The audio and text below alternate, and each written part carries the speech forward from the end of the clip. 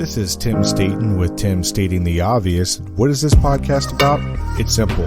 You are entitled to great leadership everywhere you go, whether it's to church, whether it's to work, whether it's at your house, you are entitled to great leadership. And so in this podcast, we take leadership principles and theories and turn them into everyday, relatable, and usable advice. And a quick disclaimer, this show, process, or service by trademark manufacturer, otherwise does not necessarily constitute an implied endorsement of anyone that I employed by or favors them in representation. The views are expressed here in my show are my own expressed and do not necessarily state or reflect those of any employer. Hey, and welcome back to another episode of Tim Stating the Obvious. Let's go ahead and get right into this topic. We've all heard about it, and that's the talent cliff. As one of the largest generations is retiring, which is the baby boomer generation, that means Gen X and millennials are taking the reins. However, are we ready to take over?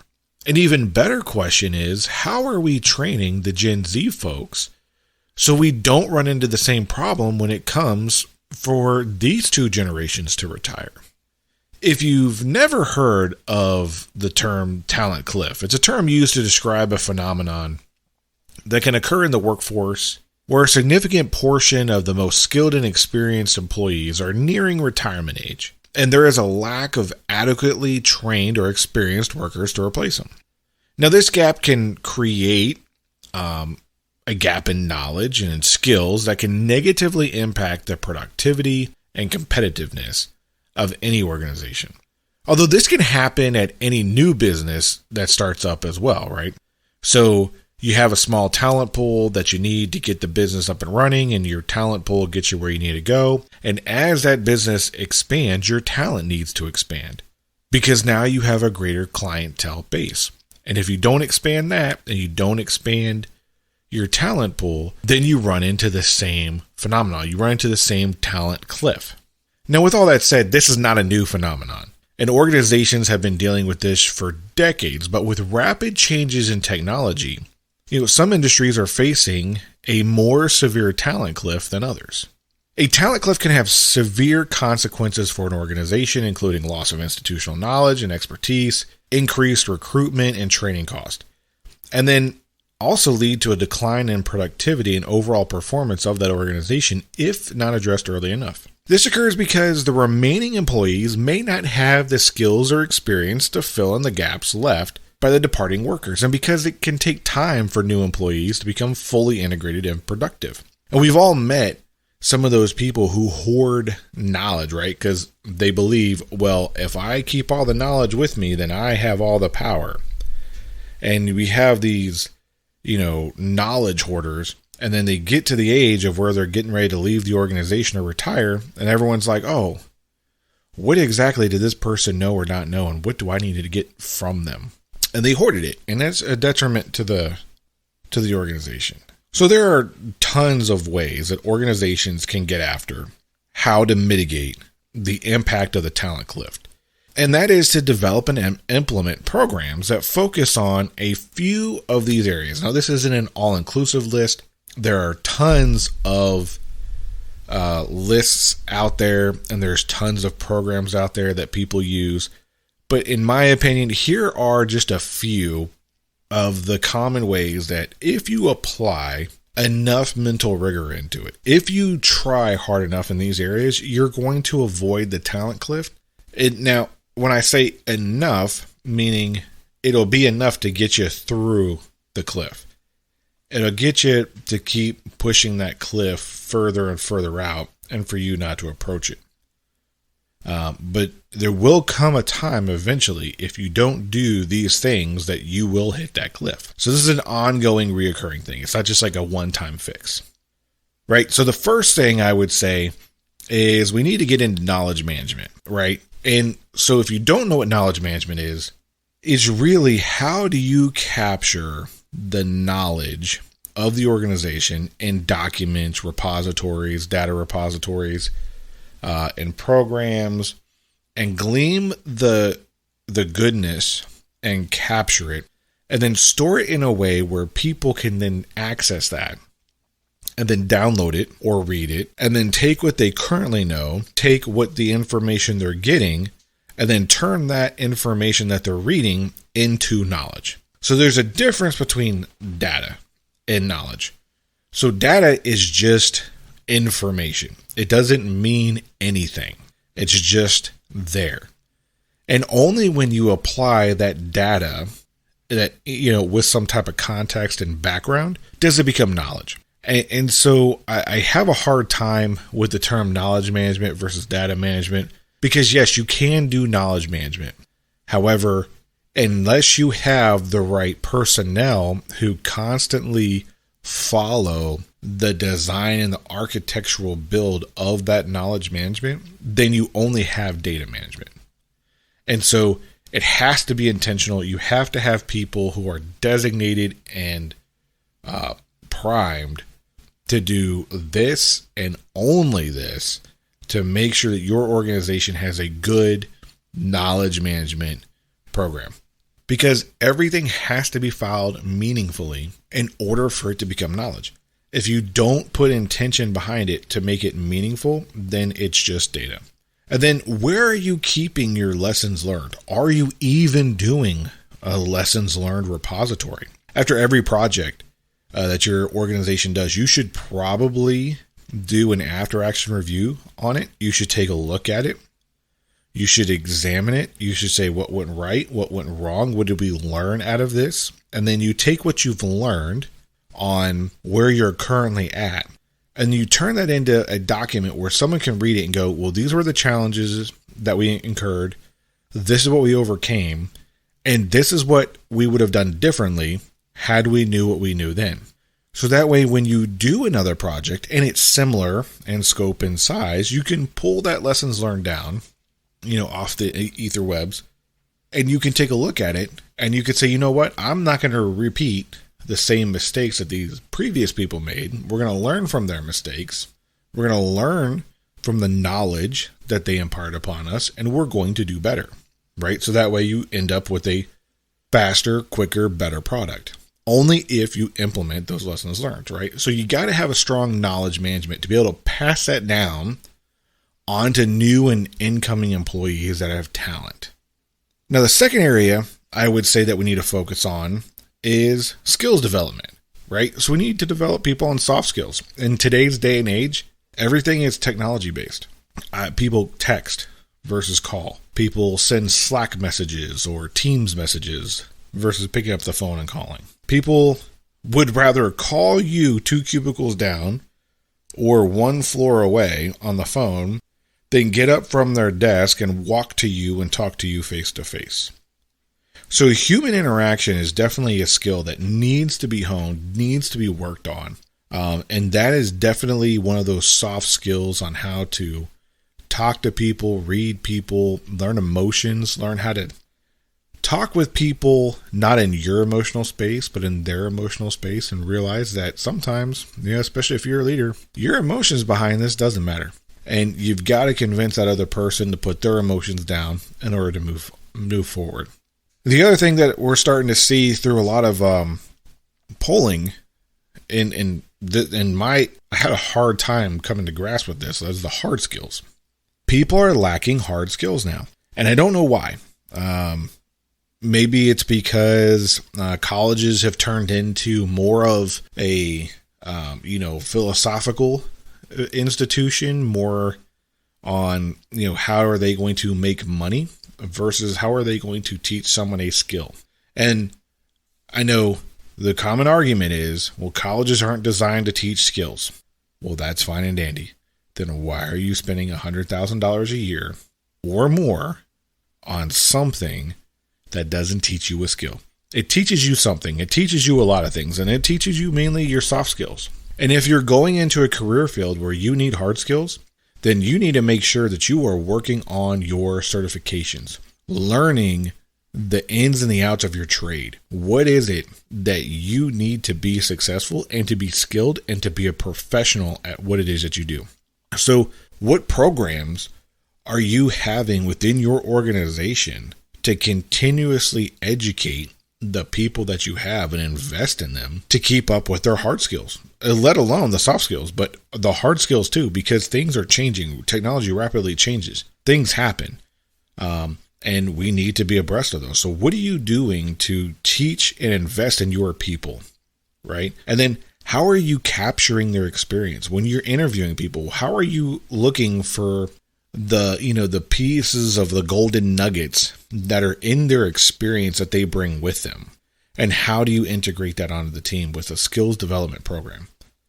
So I would argue up that if you do not have a skills development program within your organization, that you need to develop one quickly, as well as that knowledge management. Those two hand in hand will definitely help you prevent approaching that talent cliff quicker. Right. And then another thing that probably only the C-suite thinks about, but a lot of executives and junior executives and vice presidents, and really much anyone in a leadership position, should be thinking about succession planning. Are people identified within your organization to become the next leaders of that organization? And then how are you identifying them? How are you training them? How are you mentoring them? Are you providing opportunities for them to kind of peek behind the curtain? Because there is a big difference between what people see in a meeting and what people see in the office place versus what really goes on behind the curtain amongst the leadership and how leaders make decisions for the organization. Are you allowing those people that you've earmarked to be like, you know what, you are the future of this organization, we believe in you? We're going to give you an opportunity to kind of sneak peek behind the curtain and see what really goes on. Yeah, you know what we're telling everybody else in the public, but here's the politics that goes into it. Here's the behind the door stuff. Here's the stuff that unless you experience it, you'll never learn it. And you got to watch it and experience it and go through it in order to digest it. So how are you setting up succession planning? Who are you identifying to be your next leaders of your organization? And how are you continuously mentoring them? And what mentor program do you have set up for that? A lot of organizations say that they do mentor programs and they have them, but there's a failure either on the mentee side, who they fail to put forth the appropriate effort, or the mentor who fails to put towards the appropriate effort. So how do you pair people up so that way you get the right amount of effort on both sides, so one person's not feeling like they're putting in more effort than another person? So just kind of, things to think about when it comes to succession planning. And going along those lines, how are we providing training and development opportunities for current employees, right? So you've developed, your training plan, and you've earmarked those who are going to be your next C-suite leaders, those who you think are going to be good for the organization long run, or you've earmarked those externally who you think you might want to bring into them. How are you developing a training plan and providing opportunities for current employees? Because they also would like to feel like, hey, I matter too. You should invest in me. And then when you do invest in them, they will work that much harder for you in the long run, because they know, like, hey, they're actually investing the time and the effort and energy in me, so I'm going to put that back into the company. So what are we doing to train them and develop them and give them opportunities for success? And then, what are we doing for employee retention programs? I think that's probably one of the biggest areas right now where many organizations are really taking a look at, what do my retention programs look like and how am I keeping talent? Because in this day and age, the teams with the best talent, with the hardest work, win. They're successful, hands down. You got talent plus hard work plus dedication, you're going to win. You're going to succeed. They're going to put in the effort. So what are you doing to keep other people from stealing your people away from you? What are you doing to make sure that you're trying to keep your people and you're not running them off? There's the great exodus of the great quit last year around this time. Everyone's talking about how, nobody wants to come back to work. Everybody is quitting. Everybody is fleeing. Everybody wants to be on welfare. Well, maybe people want to be treated like people. Maybe we need to put a better investment plan into our people. Maybe we need to make sure we're actually looking at the things that matter in our retention programs. I was currently looking at a retention program a couple weeks ago, and I can share this now, and I'm looking at it, and I'm like, you know what? There is really no incentive for someone to stay. in a certain organization. There's really no incentive other than you just want to. And, looking at it, it's like, hey, there's more to offer here, and you're not reaching the people where they want to be reached. And then there's some bureaucratic, tape and everything else that you can do to manipulate that situation to get to the people where they're at. But if you're in an organization and you come to the realization that, hey, you know what? I really got nothing to offer my employees other than a paycheck. I really got nothing to offer other than a cool work environment and maybe a paycheck. You're not going to keep anybody because they're not going to be vested. They know that they are a pawn in the greater scheme of things. If that's your type of organization, they will work hard for you until they find a new job and then they move on. I actually was watching a TikTok the other day, and a guy actually was scrolling through his entire feed because he was telling this really long story about a toxic work environment he was in, that he was in for 5 years. And he dealt with it for 5 years until he could find another job that gave him the same salary and amazing benefits. And those were the two things that he was talking about. And I'm like, so you just want amazing benefits and a good job, but you're willing to stay in a work environment for 5 years that you know is toxic and you hate because you can't find another organization that gives you those two things that you're looking for?